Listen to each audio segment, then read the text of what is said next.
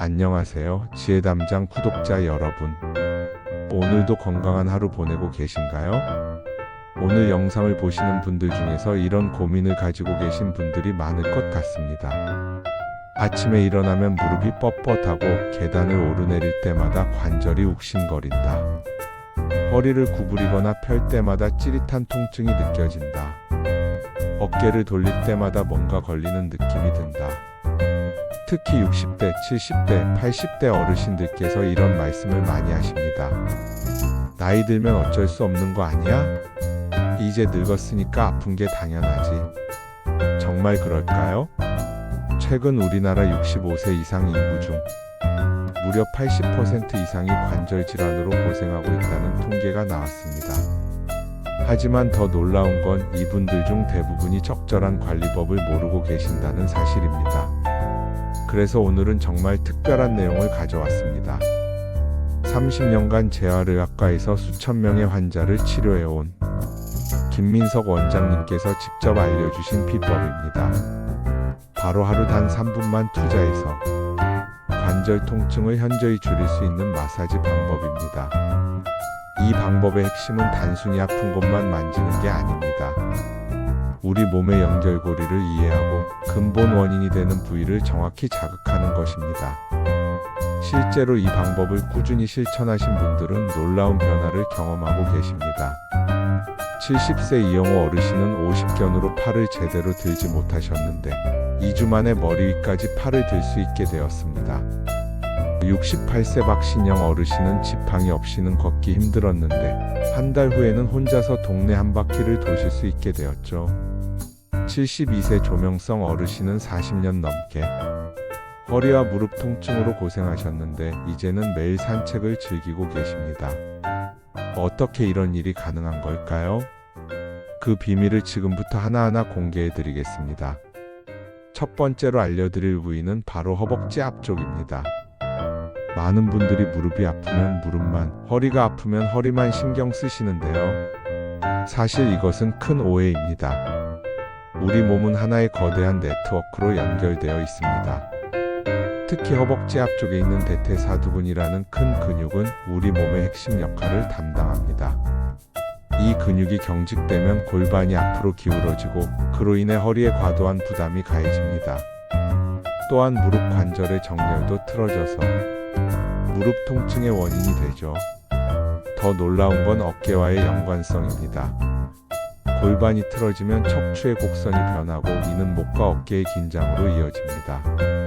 그래서 허벅지 앞쪽을 제대로 풀어주면 허리, 무릎, 어깨 통증이 동시에 개선되는 경우가 많습니다. 실제 사례를 말씀드릴게요. 70세 이영호 어르신의 경우를 보시면 처음 병원에 오셨을 때는 50견, 허리 디스크, 무릎 관절염 3가지 진단을 받으셨습니다. 각각 다른 문제로 보이지만 김민석 원장님이 자세히 관찰해보니 모든 문제의 시작점이 바로 허벅지 앞쪽 근육의 과도한 긴장이었습니다. 이영호 어르신이 젊었을 때 건설 현장에서 오랫동안 일하셨는데 항상 허리를 구부리고 무거운 것을 드는 작업을 반복하셨습니다. 그 과정에서 허벅지 앞쪽 근육이 계속 긴장 상태를 유지하게 되었고 수십 년이 지나면서 이 근육들이 딱딱하게 굳어버린 것이죠. 그래서 김민석 원장님은 이영호 어르신께 허벅지 앞쪽 마사지를 집중적으로 하도록 지도하셨습니다. 처음에는 반신반의하셨지만 일주일 후부터 변화가 시작되었습니다. 아침에 일어날 때 허리가 한결 가벼워졌고 2주 후에는 팔을 머리 위까지 들 수 있게 되었습니다. 한 달 후에는 무릎 통증도 현저히 줄어들어서 계단을 오르내리는 것이 훨씬 수월해졌습니다. 그렇다면 허벅지 앞쪽 마사지는 어떻게 하는 걸까요? 먼저 의자에 편안하게 앉아주세요. 양손을 허벅지 위쪽 사타구니 바로 아래 부분에 올려놓습니다. 이때 엄지손가락으로 허벅지 안쪽을, 나머지 4손가락으로는 바깥쪽을 감싸듯이 잡아주세요. 그 다음 손바닥 전체로 허벅지를 눌러주면서 천천히 무릎 방향으로 밀어줍니다. 마치 반죽을 주무르듯이 부드럽게 하지만 충분한 압력을 가해서 근육 깊숙한 곳까지 자극이 전달되도록 해주세요. 한쪽 다리를 30초 정도 마사지한 후에는 반대쪽도 같은 방식으로 해주세요. 그리고 이번에는 허벅지 측면도 마사지해야 합니다. 허벅지 바깥쪽에는 장경인대라는 중요한 조직이 있는데 여기가 경직되면 무릎과 엉덩이 통증의 원인이 됩니다. 양손을 허벅지 바깥쪽에 올리고 엄지손가락으로 깊게 눌러주면서 위아래로 움직여주세요. 처음에는 좀 아플 수도 있지만 점차 근육이 풀리면서 시원한 느낌이 들 것입니다. 마사지를 할 때 주의할 점이 있습니다. 너무 강하게 누르면 오히려 근육이 더 긴장할 수 있으니 시원하면서도 약간 아픈 정도의 강도로 해주세요. 그리고 마사지하는 동안 편안하게 호흡하는 것도 중요합니다. 숨을 참으면 근육이 긴장되어 효과가 떨어집니다. 허벅지 앞쪽 마사지의 또 다른 효과는 혈액순환 개선입니다. 허벅지에는 우리 몸에서 가장 큰 혈관들이 지나가는데 주변 근육이 경직되면 혈액 흐름이 방해받습니다. 마사지를 통해 근육을 풀어주면 혈액순환이 좋아져서 영양 공급과 노폐물 제거가 원활해집니다. 특히 당뇨나 고혈압이 있으신 분들에게는 더욱 좋은 효과를 볼 수 있습니다. 혈액순환이 개선되면 혈당 조절과 혈압 관리에도 도움이 되거든요. 두 번째 비밀 부위는 바로 발바닥입니다. 발바닥이 관절 통증과 무슨 상관이 있나? 하고 의아해하시는 분들이 많을 텐데요. 사실 발바닥은 우리 몸 전체 건강의 핵심이라고 할 수 있습니다. 동양의학에서는 발바닥을 제2의 심장이라고 부릅니다. 발바닥에는 우리 몸의 모든 장기와 연결된 반사구가 모여있기 때문입니다. 특히 관절과 관련된 반사구들이 집중적으로 분포되어 있어서 발바닥을 제대로 자극하면 전신의 관절 건강에 도움이 됩니다. 현대의학적으로도 발바닥 마사지의 효과가 입증되고 있습니다. 발바닥에는 수많은 신경말단이 모여 있어서 이 부위를 자극하면 뇌에서 엔도르핀이 분비됩니다. 엔도르핀은 천연 진통제라고 불리는 호르몬으로 통증을 완화시키고 기분을 좋게 만들어줍니다. 또한 발바닥 마사지는 자세 교정에도 큰 도움이 됩니다. 발은 우리 몸의 가장 아래쪽에서 전체 무게를 지탱하는 기둥 역할을 하는데 발바닥의 근육과 인대가 약해지면 발목이 불안정해지고 이는 무릎과 골반, 척추의 정렬에까지 영향을 미칩니다. 68세 박신영 어르신의 사례를 말씀드리겠습니다. 박신영 어르신은 당뇨 합병증으로 발가락 감각이 둔해지면서 걸음걸이가 불안정해지셨습니다. 자꾸 넘어질까봐 무서워서 지팡이를 짚고 다니셨는데 그러다 보니 한쪽 다리에만 체중이 실리면서 무릎과 허리에 통증이 생겼습니다. 김민석 원장님은 박신영 어르신께 발바닥 마사지를 꾸준히 하도록 지도하셨습니다. 처음에는 감각이 둔해서 효과를 느끼지 못하셨지만 2주 정도 지나면서부터 발가락의 감각이 돌아오기 시작했습니다. 한 달 후에는 균형 감각이 크게 개선되어서 지팡이 없이도 안정적으로 걸을 수 있게 되었습니다.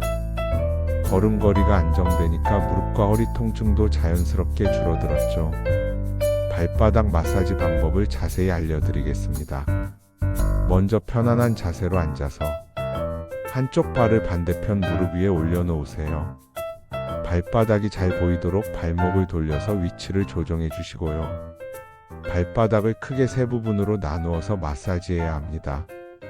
첫 번째는 발가락 아래 둥글게 튀어나온 부분, 두 번째는 발바닥 가운데 움푹 들어간 부분, 세 번째는 뒤꿈치 부분입니다. 먼저 발가락 아래 부분부터 시작하겠습니다. 엄지손가락으로 발가락 밑을 꾹꾹 눌러주세요. 이 부위는 어깨와 목의 반사구가 있는 곳이므로 어깨 결림이나 목 통증이 있으신 분들에게 특히 효과적입니다. 각 발가락마다 10초 정도씩 눌러주시고 발가락 사이사이도 빠뜨리지 마세요. 다음은 발바닥 가운데 움푹 들어간 부분입니다. 여기는 척추와 관련된 반사구가 모여있는 곳입니다. 양손 엄지손가락을 겹쳐서 발바닥 가운데를 세게 눌러주세요. 처음에는 좀 아플 수도 있지만 이 부위를 제대로 자극하면 허리 통증 완화에 큰 도움이 됩니다. 발바닥 가운데를 누를 때는 단순히 누르기만 하지 말고 작은 원을 그리듯이 돌려주세요. 시계 방향으로 10번, 반시계 방향으로 10번씩 돌려주면 더 효과적입니다. 마지막으로 뒤꿈치 부분입니다. 뒤꿈치는 생식기와 골반의 반사구가 있는 곳으로 여성 호르몬이나 남성 호르몬의 균형을 맞춰주는 데 도움이 됩니다. 또한 골반의 정렬을 바로잡는 데도 중요한 역할을 합니다. 뒤꿈치는 다른 부위보다 피부가 두꺼우므로 좀 더 강하게 눌러도 됩니다. 주먹을 쥐고 뒤꿈치 전체를 두드려주는 것도 좋은 방법입니다. 발바닥 마사지를 할 때는 발가락부터 뒤꿈치까지 전체적으로 해주시고 양쪽 발을 번갈아가며 각각 2분 정도씩 해주세요. 발바닥 마사지의 또 다른 장점은 언제 어디서나 할 수 있다는 것입니다. TV를 보면서 책을 읽으면서 심지어 직장에서 책상 아래에서도 할 수 있죠. 특히 오래 앉아서 일하시는 분들은 점심시간에 잠깐씩 해주시면 오후 업무 효율도 크게 향상됩니다. 발바닥 마사지를 더 효과적으로 하는 팁을 알려드리겠습니다. 마사지 전에 따뜻한 물에 발을 5분 정도 담가주시면 혈액순환이 좋아져서 효과가 더욱 커집니다. 그리고 마사지 후에는 발목을 돌려주시거나 발가락을 구부렸다 펴는 운동을 해주시면 더욱 좋습니다. 세 번째이자 마지막 비밀 부위는 무릎 뒤쪽 오목한 부분, 바로 위중혈입니다. 위중혈은 동양의학에서 매우 중요하게 여기는 혈자리 중 하나로 허리와 등의 모든 문제는 위중혈에서 해결된다는 말이 있을 정도입니다. 위중혈의 위치는 무릎을 구부렸을 때 뒤쪽에 생기는 오목한 부분의 정가운데입니다. 이곳에는 방광경락이라는 중요한 경락이 지나가는데 이 경락은 머리부터 발까지 우리 몸의 뒷면 전체를 관통합니다. 따라서 위중혈을 자극하면 허리뿐만 아니라 목, 어깨, 엉덩이, 다리 전체의 통증 완화에 도움이 됩니다. 현대의학적으로 살펴보면 무릎 뒤에는 중요한 신경들과 혈관들이 모여 있습니다.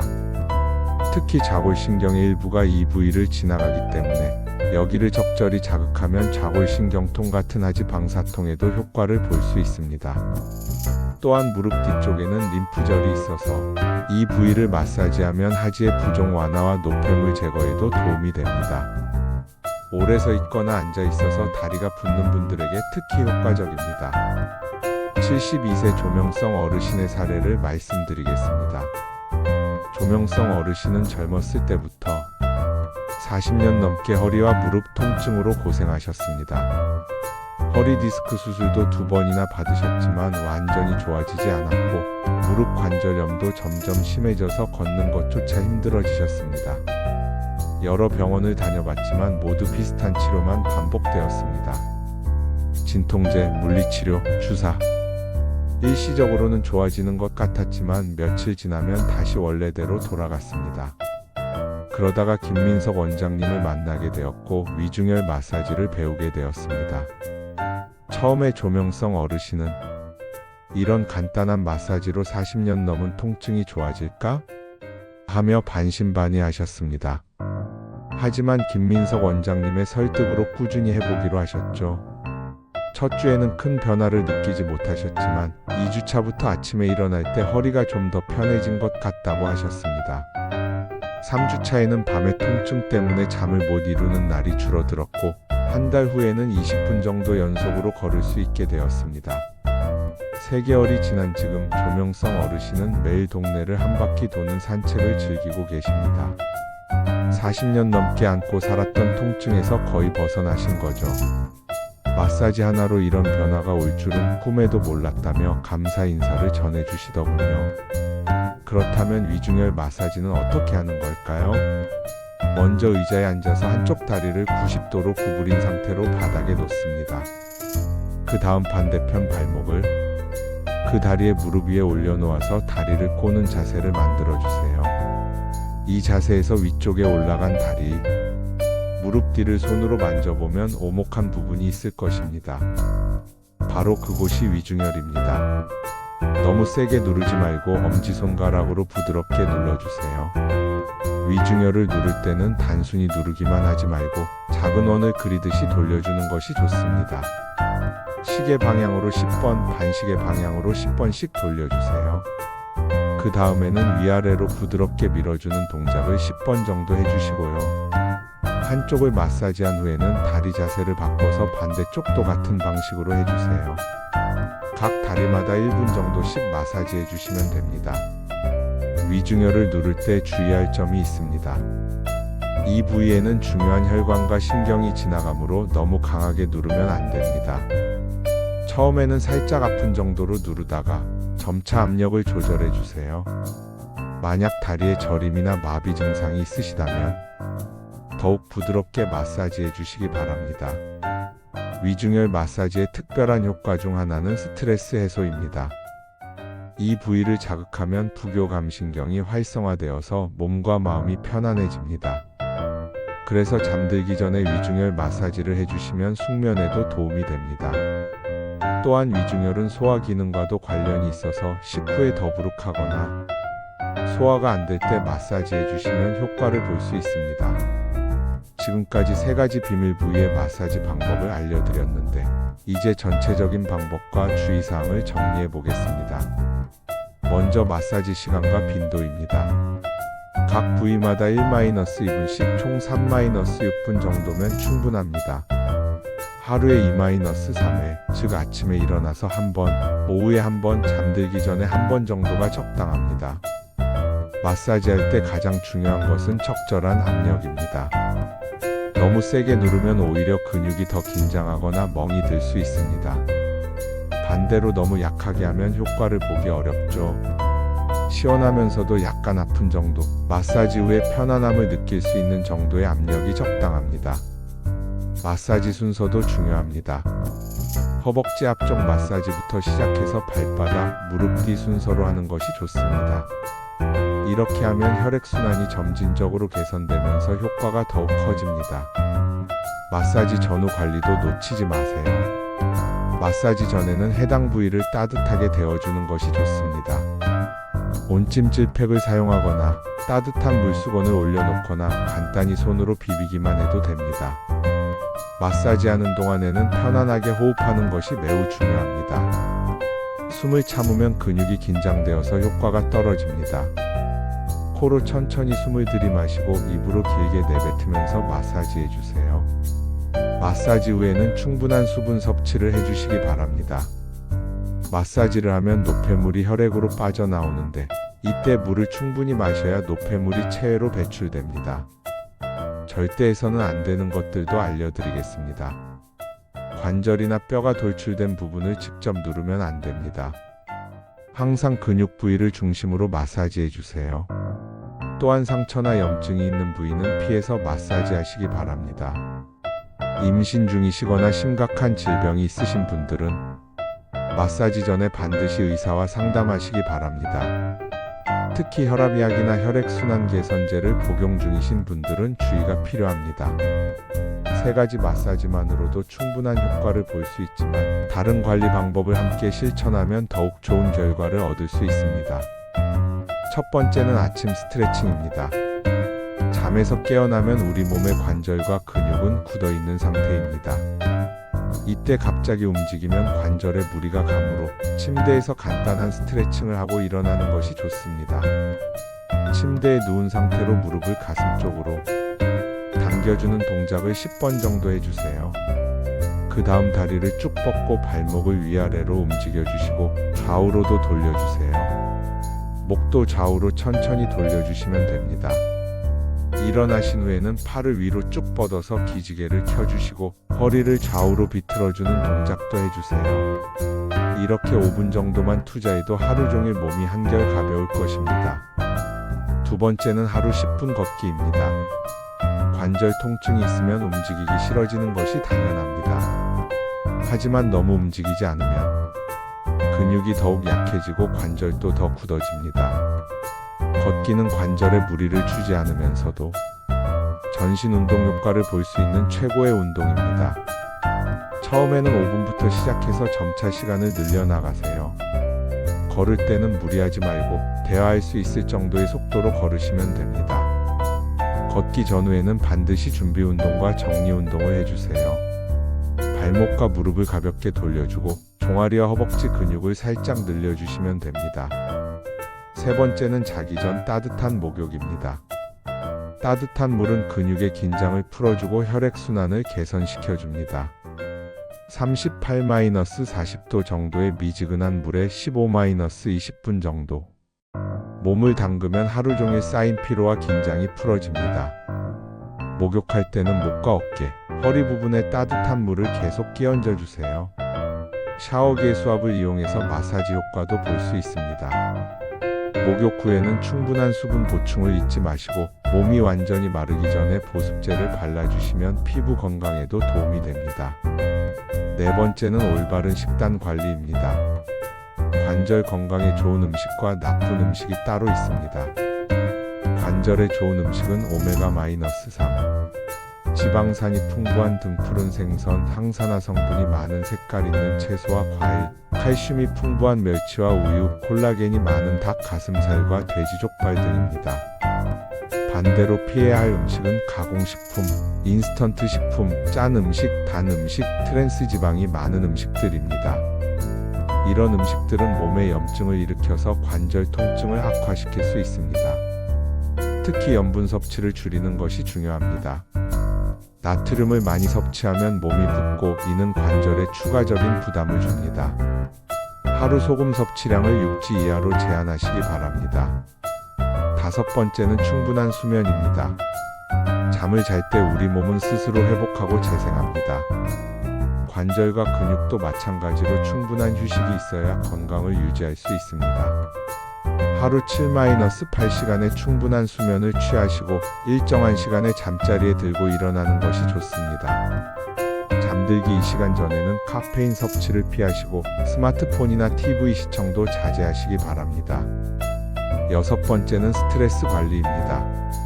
스트레스는 근육을 긴장시키고 염증을 증가시켜서 관절 통증을 악화시킵니다.